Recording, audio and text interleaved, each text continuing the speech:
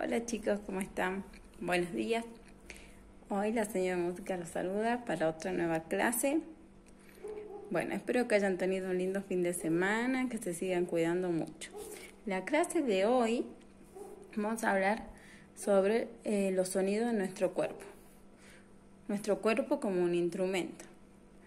Con nuestro cuerpo podemos producir muchísimos sonidos. Con la boca, con las manos, con las partes del cuerpo, con los pies. Por ejemplo, sonidos con la boca. Cuando damos un beso, con la lengua,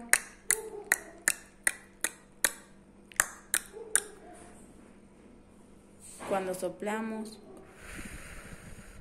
cuando hacemos silencio. Después también podemos hacer bla, bla, bla, bla. ¿Qué otros sonidos podemos hacer? Con las manos, cuando aplaudimos, o acá,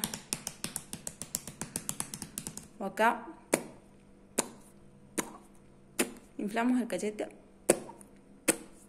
Muchísimos sonidos con el cuerpo. ¿Sí? Cuando aplaudimos, todos esos sonidos podemos hacer con el cuerpo.